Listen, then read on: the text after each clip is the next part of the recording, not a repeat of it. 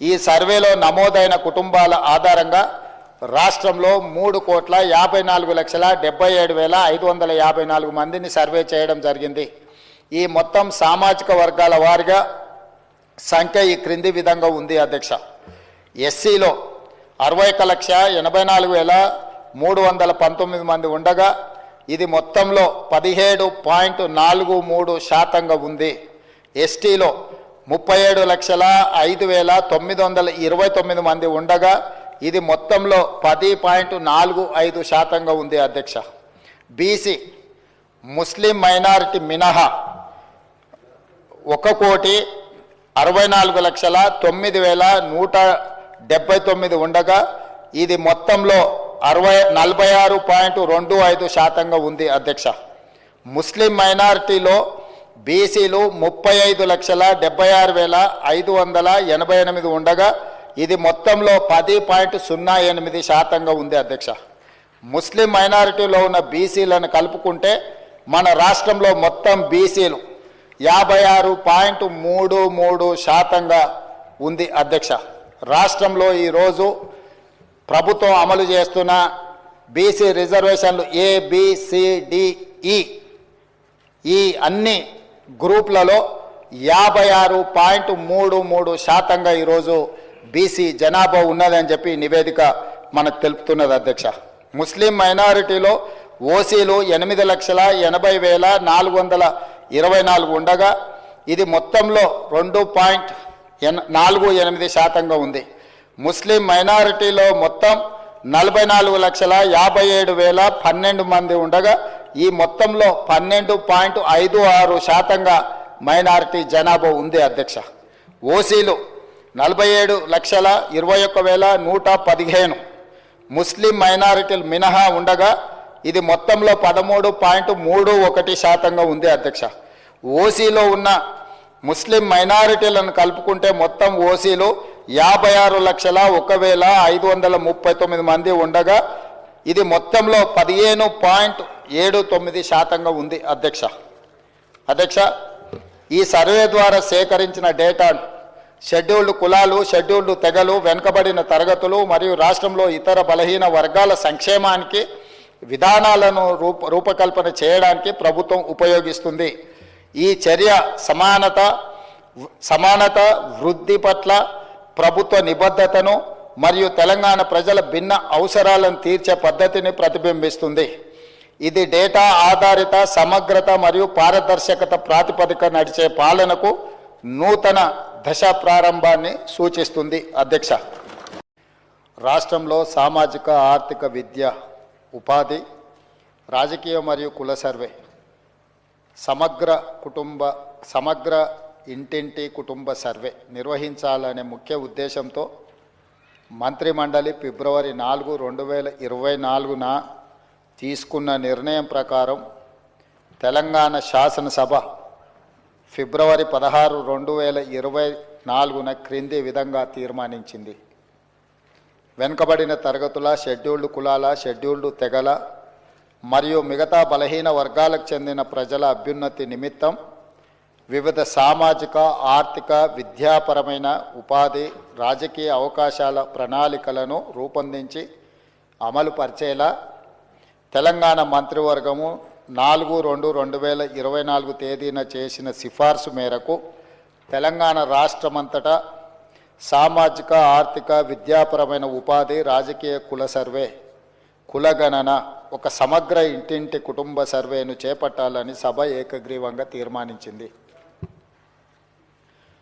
ప్రభుత్వం జాగ్రత్తగా పరిశీలించిన తర్వాత రాష్ట్రంలోని వెనుకబడిన తరగతులు, షెడ్యూల్డ్ కులాలు, షెడ్యూల్డ్ తరగతుల ప్రజలు, రాష్ట్రంలోని ఇతర బలహీన వర్గాల స్థితిగతులను మెరుగుపరచడానికి వివిధ సామాజిక, ఆర్థిక, విద్యాపరమైన, ఉపాధి, రాజకీయ అవకాశాల కోసం ప్రణాళికను రూపొందించి అమలుపరచడం కోసం తెలంగాణ రాష్ట్రమంతటా సామాజిక, ఆర్థిక, విద్యా, ఉపాధి, రాజకీయ మరియు కుల సర్వే చేపట్టడం కోసం 10/10/2024 తేదీన GOMS నంబర్ 18ని జారీ చేసింది.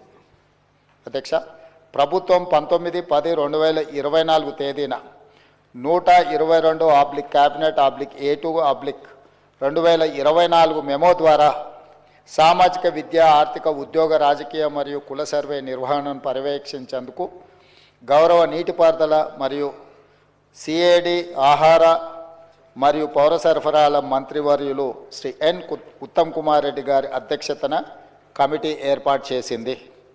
సర్వే నిర్వహించేందుకు ప్రణాళిక శాఖ నోడల్ విభాగంగా నియమించబడింది. సర్వే విధి విధానాలను అవగాహన చేసుకునేందుకు మరియు ఉత్తమ విధానాలను అవగాహన చేసుకునేందుకు ఇతర రాష్ట్రాలైన కర్ణాటక మరియు బీహార్లలో జరిగిన వివిధ సర్వేలను క్షుణ్ణంగా అధ్యయనం చేయడం జరిగింది. అధ్యక్ష, ఈ అధ్యయన ఫలితాలను ప్రస్తుత సిప్సి సర్వే విధాన రూపకల్పనలో అనుసంధానపరచడం జరిగింది. వివిధ ప్రజా సంఘాలు, సామాజికవేత్తలు, మేధావులు, ఇతర స్టేక్ హోల్డర్ల అభిప్రాయాలను పరిగణలోకి తీసుకొని ఈ క్రింది సర్వే షెడ్యూల్ని రూపొందించడం జరిగింది. అధ్యక్ష, A house listing schedule, B survey schedule, C ఎన్యూమరేటర్లకు మార్గదర్శకాలు, సర్వేలో సేకరించిన సమాచార రకాలు. సర్వే ఫారంలో మొత్తం 57 ప్రశ్నలు ఉండగా అదనపు ఉప ప్రశ్నలతో కలిపి మొత్తం 75 ఫీల్డులో సామాజిక ఆర్థిక విద్య ఉపాధి రాజకీయ మరియు కుల అంశాలకు సంబంధించిన సమాచారం సేకరించబడింది. సర్వే విధానం మరియు ప్రణాళిక రాష్ట్రంలోని ప్రతి జిల్లాను 150 కుటుంబాలతో కూడిన ఎన్యూమరేషన్ బ్లాక్గా అదే విభజించబడింది. తద్వారా 94,261 ఎన్యూమరేషన్ బ్లాక్లను ఏర్పాటు చేయడం జరిగింది. ప్రతి ఎన్యూమరేషన్ బ్లాక్కి ఒక ఎన్యూమరేటర్ను మరియు ప్రతి 10 మంది ఎన్యూమరేటర్లకు పర్యవేక్షించడానికి ఒక సూపర్వైజర్ను నియమించడం జరిగింది. అధ్యక్ష, తద్వారా రాష్ట్ర వ్యాప్తంగా 1,03,889 ఎన్యూమరేటర్లను మరియు సూపర్వైజర్లను నియమించడం జరిగింది. క్షేత్రస్థాయిలో సర్వే సామాజిక ఆర్థిక ఉపాధి విద్య రాజకీయ మరియు కుల సర్వే 2024 నవంబర్ 6న హౌస్ లిస్టింగ్తో ప్రారంభమైంది. మొదటి దశలో హౌస్ లిస్టింగ్ 6 నవంబర్ నుండి 8 నవంబర్ 2024 వరకు 3 రోజుల పాటు నిర్వహించబడింది. అసలైన సర్వే 9 నవంబర్ 2024 నుండి గౌరవ తెలంగాణ గవర్నర్తో ప్రారంభమైంది. అధ్యక్ష, రాష్ట్రంలో సర్వే 6/11/2024న ప్రారంభమై 25/12/2024న పూర్తయింది. 50 రోజులు సర్వే ముగిసే సమయానికి మొత్తం సర్వే చేసిన కుటుంబాల సంఖ్య గ్రామీణ ప్రాంతాలలో 66,99,602 మరియు నగర ప్రాంతంలో 45,15,532 కాగా మొత్తం సర్వే చేసిన కుటుంబాల సంఖ్య 1,12,15,134. హౌస్ లిస్టింగ్ చేసిన మొత్తం 1,15,71,457 కుటుంబాలకు గాను 1,12,15,134గా ఉంది. ఇది సర్వే కవరేజ్ను 96.9% సూచిస్తుంది.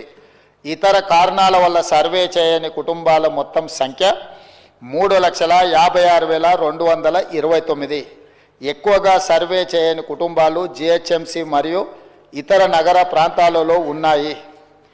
అదేవిధంగా అధ్యక్ష, రాష్ట్రంలో డేటా ఎంట్రీ 20/11/2024న ప్రారంభమై 25/12/2024న పూర్తి అయింది. డేటా ఎంట్రీ పూర్తి చేయడానికి మొత్తం 36 రోజుల సమయం పట్టింది. 2024 ఫిబ్రవరి 4న మంత్రిమండలి తీసుకున్న నిర్ణయానికి అనుకూలంగా సర్వే అన్ని అంశాల్లో 1 సంవత్సరం లోపు విజయవంతంగా పూర్తి చేయబడింది. అధ్యక్ష, ఫిబ్రవరి 4, 2024 నాడు నిర్ణయం చేసి ఫిబ్రవరి 4, 2025 ఈనాటికి సరిగ్గా సంవత్సరం పూర్తి చేసుకుంటున్న సందర్భంగా ఈ నిర్ణయము నివేదికగా మారి ఈ సభ ముందుకు ఒక ప్రభుత్వ అధికారిక డాక్యుమెంట్గా ఈరోజు సభలో ప్రవేశపెట్టినాం. అధ్యక్ష, అదేవిధంగా ఈ క్రింది సర్వే డేటా మరియు ఫలితాలను పూర్తిగా తెలంగాణ నివాసితులు ఎన్యూమరేటర్లుగా స్వచ్ఛందంగా చెప్పిన సమాచారంపై ఆధారపడ్డాయి.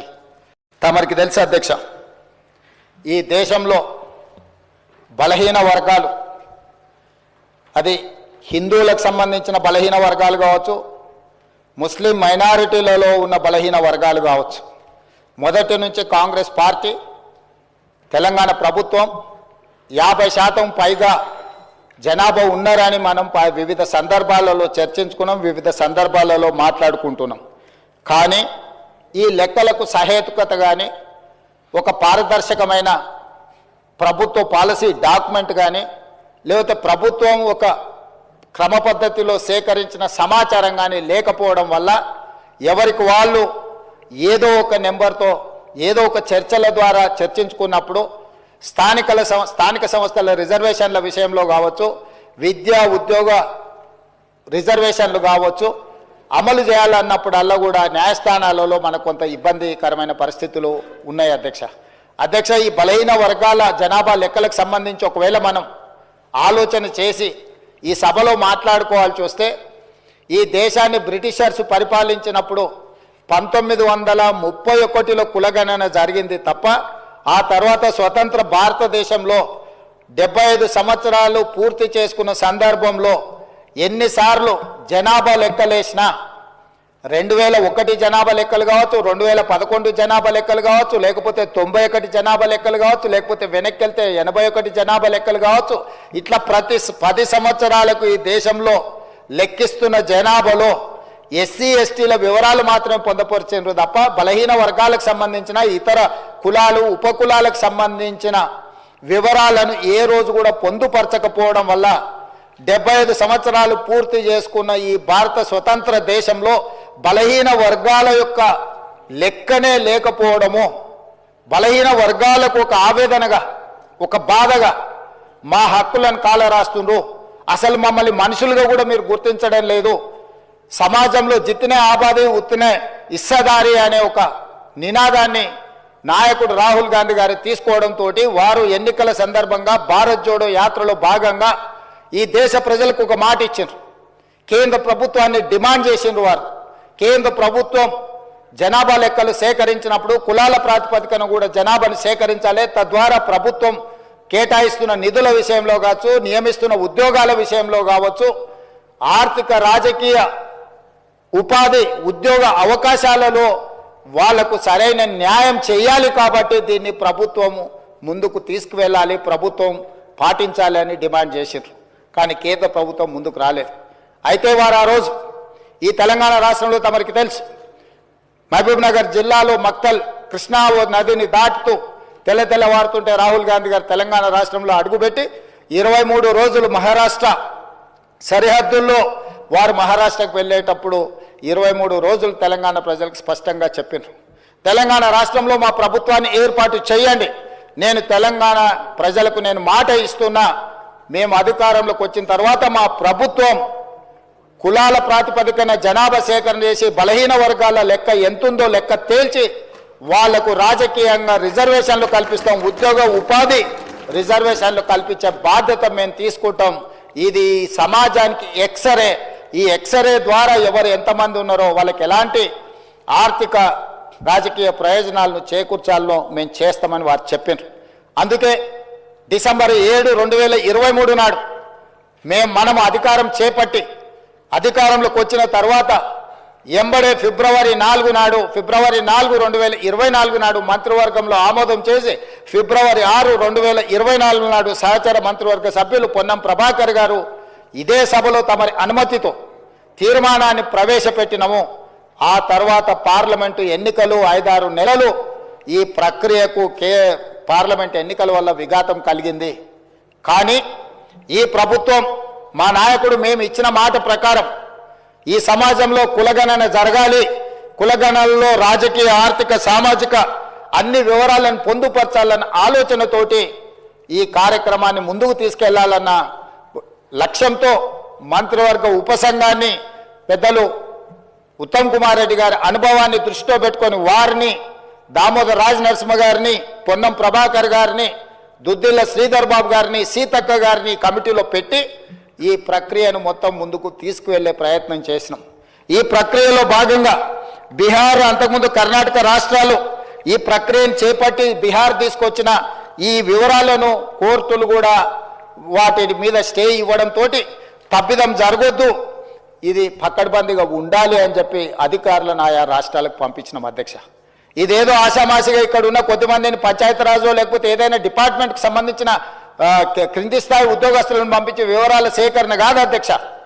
ఈ దేశంలోనే ఈ దేశానికి ఆదర్శంగా ఉండే ఒక దిక్సూచిగా మారాలని తెలంగాణ రాష్ట్ర ప్రభుత్వం ఇతర రాష్ట్రాలలో ఇట్లాంటి ప్రక్రియ చేపట్టి ఈ ప్రక్రియ న్యాయస్థానాల ముందు నిలవకపోవడం, ఈ ప్రక్రియ వల్ల జరిగిన నష్టాన్ని అంచనా వేయడానికి కూడా ఇతర రాష్ట్రాలకు అధికారులను పంపించి ఆయా రాష్ట్రాలలో జరిగిన పరిణామాలను మనమంతా కూడా ఒక స్టడీ చేసి అధికారుల నుంచి నివేదిక తెప్పించుకొని తద్వారా జనగణన ఏ విధంగా చేసిండ్రు, ఇతర రాష్ట్రాలలో కులగణన ఏ విధంగా నిర్వహించిండ్రు, వీటన్నిటిని పరిగణకు తీసుకొని పదే పదే ముఖ్యమంత్రి స్థాయిలో నేను, ప్లానింగ్ బోర్డు ఉప ముఖ్యమంత్రి గారు ఆర్థిక శాఖ కిందకు వస్తుంది వారు, అదేవిధంగా మా cabinet sub committee chairman Uttam Kumar Reddy గారు వివిధ సందర్భాలలో చీఫ్ సెక్రటరీ గారితో సహా 12 సార్లు సమావేశాలు పెట్టి సమీక్షలు చేసి అధికారులకు సూచనలు చేసి ఒక పక్కడ్బందీ ప్రణాళికతోటి ఏ విధంగా అయితే జనాభాను మనం లెక్కిస్తామో ఆ రకంగా మొట్టమొదట ఇండ్ల వివరాలు సేకరించే కార్యక్రమం చేపట్టిన అధ్యక్ష. ఈ తెలంగాణ రాష్ట్రంలో ఉన్న పాత 10 ఉమ్మడి జిల్లాలలో ప్రతి గ్రామంలో, తండాలో, గూడెంలో ఇండ్ల వివరాలు సేకరించి ఆ ఇండ్లను అన్నిటిని కూడా ఎన్యుమరేట్ చేసి ఆ ఇండ్ల మీద స్టిక్కర్ అంటించి ప్రతి 150 ఇండ్లను ఒక గ్రూపుగా అంటే అధ్యక్ష మ్యాపింగ్ చేసి ఇట్లా